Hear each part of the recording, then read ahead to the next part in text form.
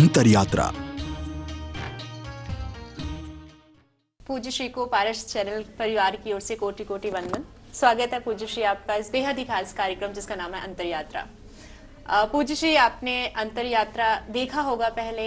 सबसे पहले अपने दर्शकों के लिए पूछना चाहूंगी, आपको अंतर यात्रा कार्यक्रम कैसा लगता है और इसके माध्यम से आपको क्या लग रहा है कि पारस चैनल क्या संदेश देना चाह रहा है? अंतर यात्रा शब्द बड़ा प्यारा है, बहुत दिल को छूने वाला है।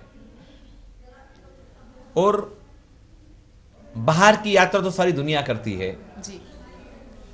जब अंतर की यात्रा होती है तो बात बड़ी निराली होती है जी। जब शब्द ही इतने अच्छे हैं उसमें होने वाले भाव कितने मधुर होंगे। जी बिल्कुल।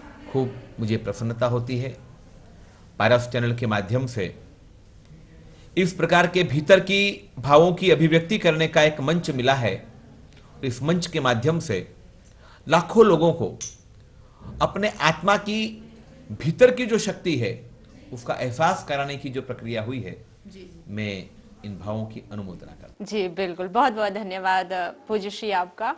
पूज्य श्री, अंतर यात्रा की बात जैसे आपने बताई कि बाहर की यात्रा तो हर कोई करता है, परंतु अंतर की यात्रा करना बहुत जरूरी होता है। और यहाँ हम इस कार्यक्रम के माध्यम से अपने दर्शकों को आप जैसे संत महात्माओं के बारे में बताते हैं, उनकी जर्नी बताते हैं कि आखिर ऐसा उनके साथ क्या इंसिडेंट हुआ था कि उन्होंने ये सोचा नहीं हमें वैराग्य पथ की ओर अग्रसर होना है। आपकी बात करें तो मात्र 6 साल की छोटी सी उम्र में आपने ये निश्चय कर लिया था कि आपको वैराग्य पथ की ओर चलना है। पूज्य श्री, 6 साल की उम्र बहुत छोटी उम्र होती है। उस समय धर्म का ज्ञान होना, उसके बाद इस कदर धर्म का ज्ञान होना कि सीधे वैराग्य पथ की ओर चल देना, माता पिता के बारे में भी नहीं सोचना। कई बार देखा जाता है कि छोटे छोटे बच्चों को माता पिता की याद तो बहुत ही आती है, आपको भी आई होगी। कैसे समझाया होगा आपने अपने आप को, क्या जर्नी रही होगी उस छोटी सी उम्र में, क्या सोच धारण के साथ आप आगे बढ़े थे? कुछ कार्य जन्म जन्मांतर के अधूरे होते हैं जी। मात्र 6 वर्ष की आयु में संयम अच्छा लगना, गुरु अच्छे लगना ही पर्याप्त नहीं, सांसारिक संबंधों को छोड़ करके, सांसारिक मोह नाता तोड़ करके अगर व्यक्ति गुरु चरणों में समर्पित हो जाता है तो ये शायद इस जन्म का तो कर्म कम ही हो सकता है। मेरी ये दृढ़ मान्यता है कि पूर्व जन्म की कोई अधूरी तपस्या रही होगी तो इस जन्म के अंदर पैदा होते ही वो अधूरी तपस्या पूर्ण करने का मुझे सौभाग्य प्राप्त हुआ। लेकिन 6 उम्र में कैसे आपने सोच लिया कि बस मुझे जाना है? माता पिता को छोड़ने का निर्णय बहुत भारी होता है। कोई भी बालक छोटी सी उम्र का वो अपने माता पिता को त्याग करे, वो उनके साथ न रहे, उनके बिना उसको नींद आ जावे, उनका वो साथ न छोड़े, ये तो मुश्किल नहीं, मुश्किल है, बहुत मुश्किल है, नामुमकिन है। लेकिन मेरे परिवार की भी इच्छा थी, मेरी माता की भी इच्छा थी, मेरे पिता की भी इच्छा थी। जब मेरी बहन ने दीक्षा ले ली, जब गुरुदेव ने मुझे पुकारा, जब गुरुदेव ने मुझे प्रेरित किया कि क्या हमारे साथ तू चलेगा, और मैंने तुरंत हां कर दी कि बिल्कुल चलूंगा। उनके शब्दों को आपने अपने जीवन में धारण कर लिया? बिल्कुल धारण कर लिया, स्वीकार कर लिया। और आपको एक बात मैं बताना चाहूंगा कि दीक्षा लेने के बाद कभी भी मुझे याद नहीं आई, दीक्षा के पूर्व भी कभी याद ना आई, माता पिता के बारे में एक बार गुरु के सानिध्य में आने के बाद मैं कभी घर ना गया। एक बार मैंने जो साथ पकड़ा, गुरु की एक बार उंगली पकड़ी, बस पकड़ ली, फिर कभी ना छोड़ी। फिर घर छोड़ दिया, बस वहीं से घर छोड़ दिया। गुरु के चरणों में आया, मैं लौट करके कभी नहीं गया। लौट करके मुझे ले जाने की कोशिश की गई, मुझे प्रयास किए गए कि एक बार तो कम से कम जो घर ले जाओ, लेकिन मैंने कहा कि मैं नहीं जाऊंगा। बस मुझे जहां जाना था मैं आ चुका हूं, जहां मेरी इच्छा थी मैं आ चुका हूं, मैं अब नहीं जाऊंगा।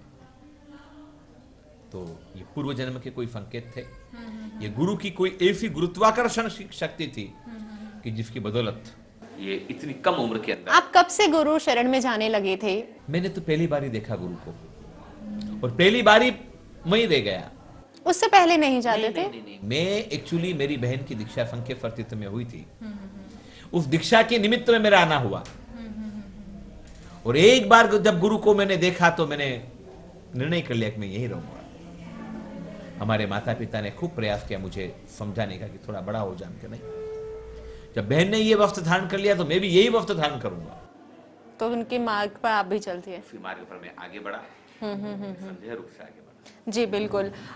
पूज्य श्री, आपके वक्त की बात करें तो वो दौर कोई और था। आज के दौर में देखा जाए छोटे छोटे बच्चे दीक्षा लेने की ओर अग्रसर हो रहे हैं, आप भी दीक्षा प्रदाता हैं आप, तो आपको ऐसा नहीं लगता कि आजकल जहां पर लोग, आज छोटे छोटे बच्चे या बड़ों की बात कर ले, इस भौतिकवादी जग को अपना रहे हैं, छोटे बच्चों को अगर हम दीक्षा दे रहे हैं, क्योंकि आप तो समझदार थे, आपने कहा कि आपने बहन के मार्ग पर चल दिए, आपके गुरु ने आपको कहा तो चल दिए। कभी समझदार नहीं होता है, उसका समय समझदार होता है। व्यक्ति की जो अवस्था होती है वो तो बचपना ही होता है। सारी दुनिया का बचपना, जब आज बचपना था तो मेरा भी बचपना ही था, लेकिन वो समय बहुत जोरदार था।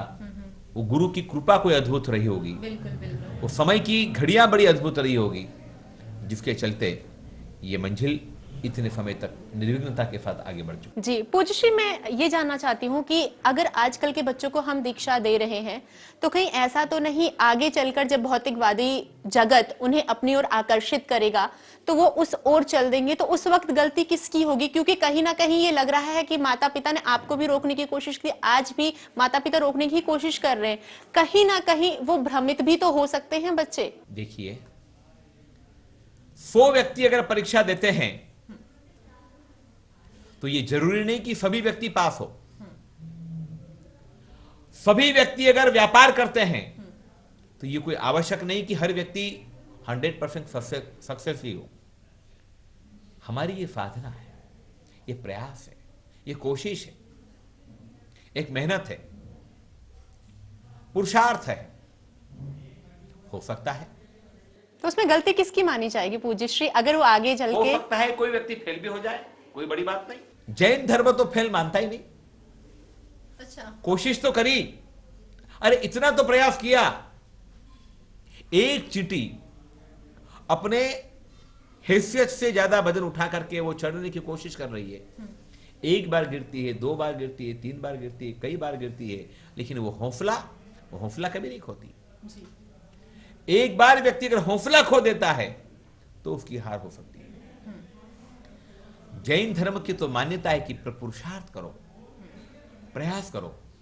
छोटी उम्र के अंदर अगर किसी बालक ने महाविनिष्क्रमण का मार्ग पसंद किया है, संन्यास का मार्ग अगर पसंद किया है और वो उस मार्ग में आगे बढ़ा है, आगे चलकर हमारे गुरु लोग बड़ी सावधानी रखते हैं, बहुत ज्ञान की प्रभावना करते हैं, उसको तालीम देते हैं, उसको संस्कार देते हैं, उसको ये कोशिश करते हैं कि भौतिक युग के अंदर से वो दूर हो जाए। और फिर भी इनकेस अगर कोई व्यक्ति कोई रास्ता भटक जाए तो हम फिर कोशिश करते हैं उसको रास्ते पर लाने की, फिर पुनः कोशिश करते हैं। चरे वेती। आप द्वारा तो ऐसे कई सारे प्रयास भी किए जा रहे हैं, आगे इस पे चर्चा करेंगे और इस विषय को भी आगे लेके चलेंगे, लेकिन उससे पहले एक प्रश्न आता है। ऐसा देखा जाता है और न्यूज में भी बहुत आ रहा है और हम सब मानते हैं जैन समाज की जो आबादी है, जो लोग हैं, वो घटती जा रही है। उस स्थिति में जहां हम एक और कह रहे हैं कि जैन समाज कम होता जा रहा है, उसी जगह हम दीक्षा भी दे रहे हैं, तो आपको ऐसा नहीं लगता कि एक तरफ तो हम ये कह रहे हैं कि जैनों की आबादी घट रही है और दूसरी तरफ हम दीक्षा दे रहे हैं जिससे हमारी आबादी और भी ना बढ़े, तो ये दोनों क्लैश कर रही हैं चीजें महाराज श्री, तो उसे आप कैसे जस्टिफिकेशन देंगे? समंदर में से कुछ बूंद अगर अलग हो जाए तो उससे समंदर को क्या फर्क पड़ता है? बट हम तो देख रहे हैं दीक्षा लाखों की जनसंख्या में अगर 1000, 2000, 5000 व्यक्ति अगर संसार में न भी रहे, उससे फर्क क्या पड़ रहा है? तो फिर हम ऐसे क्यों कह रहे हैं कि जैन समाज की आबादी घटती जा रही है? तो कहना भी नहीं चाहिए, हम तो पुण्य कर रहे हैं, जैन समाज तो पुण्य कर रहा है। फिर देखिए, आबादी का बढ़ना, आबादी का घटना, ये तो एक पारंपरिक प्रक्रिया है, ये समाज का चिंतन है। आबादी कब किसकी कम हुई है, कब किसकी ज्यादा हुई है, ये चिंतनीय विषय है। जैन धर्म, पहली एक बात यह है कि वो जातिगत धर्म नहीं है, समष्टिगत धर्म है। ये समझना बहुत जरूरी है पूज्य श्री। समष्टिगत धर्म है। जैन धर्म के अनुयायी कम हो सकते हैं, ये तो ठीक है, लेकिन जैन धर्म की लोगों की संख्या कम होती जा रही है, उनकी जनसंख्या कम होती जा रही है, ये समझ में नहीं आ रही है। जन्मदर किसी एक जाति का हो सकता है, किसी एक वंश का हो सकता है, लेकिन जैन धर्म को किसी एक जाति के साथ जोड़ना, किसी एक वंश के साथ जोड़ना, किसी एक समाज के साथ जोड़ना नाइंसाफी होगी, बहुत बड़ा अनर्थ हो जाएगा। जैन धर्म में कोई भी व्यक्ति धर्म कर सकता है, कोई भी व्यक्ति धर्म की आराधना कर सकता है। महावीर का जो मार्ग था वो सभी के लिए आवकारदायक था, सभी उसके अंदर जुड़ सकते थे और समस्त व्यक्ति सिद्धांतों को अपना करके अपने जीवन की ऊंचाइयों को पहुंचने की कोशिश कर सकते थे। रहा सवाल कि वर्तमान में वैश्य समाज, ओसवाल समाज, कुछ पुरवाल समाज, श्रीमाली समाज, अग्रवाल समाज, हुमड़ समाज, कुछ लिंगायत समाज, ये समाज जैन धर्म से जुड़े हैं, लेकिन लाखों ऐसे परिवार भी हैं जो किसी समय में जैन धर्म से जुड़े हुए थे और उनको पुनः अगर प्रयास किया जाए तो वो पुनः अपने मूल धर्म में वापस आ सकते हैं। बट वो प्रयास कैसे किया जाएगा पूज्य श्री? प्रयास सामूहिक रूप से किया जाना चाहिए, हम संतों को करना चाहिए, उस दिशा में आगे बढ़ना चाहिए। धर्म के धनाशाओं को उस दिशा में अपनी कोशिशें लगातार करनी चाहिए। लेकिन कोशिश करने के बाद पूज्य श्री वो तो दीक्षा ले रहे हैं। नहीं, दीक्षा कौन ले रहा है? अरे मेरी बात तो सुनिए आप, करोड़ों लोग, लाखों लोगों में अगर 1000, 2000 लोग दीक्षा ले रहे हैं, उससे क्या फर्क पड़ रहा है? कुछ फर्क नहीं पड़ रहा है, कुछ फर्क नहीं पड़ रहा है। क्या है मुझे बताइए, वर्तमान में कुल समस्त जैन संतों की संख्या क्या है? क्या है? कुल ले देकर के 15,000 बस। जैनियों की जनसंख्या क्या है? जैनियों की जनसंख्या 60 लाख से 1 करोड़ के बीच में। अगर उसमें से मान लो 15,000 व्यक्ति अगर अलग हो गए तो कहां फर्क पड़ने वाला है? और एक और बात बता दूं कि अगर एक संत सही प्रयासों में अगर आगे बढ़ता है तो शायद अनेक लोगों को जैन धर्मावलंबी बना देगा। संत जहां जाएंगे वहां धर्म का प्रचार करेगा, धर्म की ओर आगे बढ़ेगा, एक गांव में जाएगा, पूरे गांव को जैन धर्म से जोड़ देगा। बिल्कुल पूज्य श्री, आपने एक बहुत अच्छी बात कही थी कि सिर्फ जैन धर्म एक अनुयायी नहीं है, हर कोई जैन धर्म के अनुसार चल सकता है, हर किसी के अंदर जैन धर्म छुपा हुआ है। लेकिन जैन धर्म से जो जुड़े लोग हैं वही कहते हैं हम जैन हैं, हम ये नहीं हैं। तो उन्हें कैसे सही मार्ग दिखाया जा सकता है? वर्तमान की विषम और विपरीत परिस्थितियों में जो लोग धर्म के पथ के ऊपर सही कदम नहीं रख रहे हैं, जैन होते हुए भी जैन धर्म की प्रवृत्तियों में अगर आगे नहीं बढ़ रहे हैं, तो ये दुर्भाग्य का विषय है, ये चिंता का विषय है, ये चिंतन का विषय है। उन भटके हुए लोगों को सही मार्ग पर किस प्रकार से लाया जाए, इसके लिए सार्थक प्रयास करना चाहिए और हम लोग उस दिशा में निरंतर कोशिशें करते रहे। जी बिल्कुल। ये ऐसे विषय है महाराष्ट्र जिस पे जितने बात किया जाए उतना ही कम है। अगला प्रश्न लेना चाहूंगी। पूज्य श्री कहते हैं प्रभु ने जो जीवन दिया है समस्त सुखों का भोग करने के लिए दिया है, तो क्या दीक्षा ग्रहण करने के बाद सुखों की परिभाषा बदल जाती है या मन को बाधित करना पड़ता है कि आपने दीक्षा ले ली है, आप भौतिक सुखों के बारे में सोच भी नहीं सकते? पूज्य श्री आपसे बेहतर ये कोई नहीं बता सकता, क्योंकि आप बाल अवस्था से ही दीक्षार्थी रहे रहे हैं, युवा अवस्था पार करके यहाँ तक पहुंचे हैं।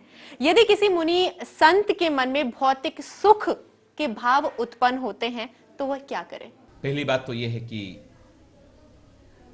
हर व्यक्ति अपने अपने कर्मों के मुताबिक अपने निर्धारित जन्म का धारण करता है। जैसे ईश्वर का कोई इसमें रोल नहीं रहता है। जैसे कि आपने पहले बताया कि ईश्वर ने हमको यहां पर भेजा, सुख भोगों को भोगने के लिए भेजा, तो ये बात से थोड़ा मेरा सहमत होना नामुमकिन है। लेकिन कहते हैं ना, ईश्वर ने जीवन दिया है, उसे सुखपूर्वक व्यतीत कीजिए। ईश्वर तो मार्गदर्शक है, ईश्वर तो रास्ता बताने वाले हैं। ईश्वर करता नहीं है, ईश्वर सृष्टा नहीं है। ईश्वर वो हमारा आध्यात्मिक चेतना का ऊर्जा पुंज है। आज अगर मैं सुखी हूं तो मेरे अपने स्वयं के कर्मों की वजह से सुखी हूं। अगर आज मैं दुखी हूं तो उसकी वजह भी मैं स्वयं हूं। तू ही तेरा भाग्य विधाता। आप स्वयं अपने भाग्य की विधाता हैं। ईश्वर किसी के साथ अन्याय नहीं करेगा। एक छोटी सी एक बात बता रहा हूं, निकली है तो बात बता दूं। अहमदाबाद के एक मध्य रात्रि में किसी एक नौजवान की शादी होती है। सूरत से वो बारात लेकर के आया था। शादी होने के बाद वो कार में बैठ करके अपनी पत्नी के साथ वापस सूरत की ओर जा रहा था।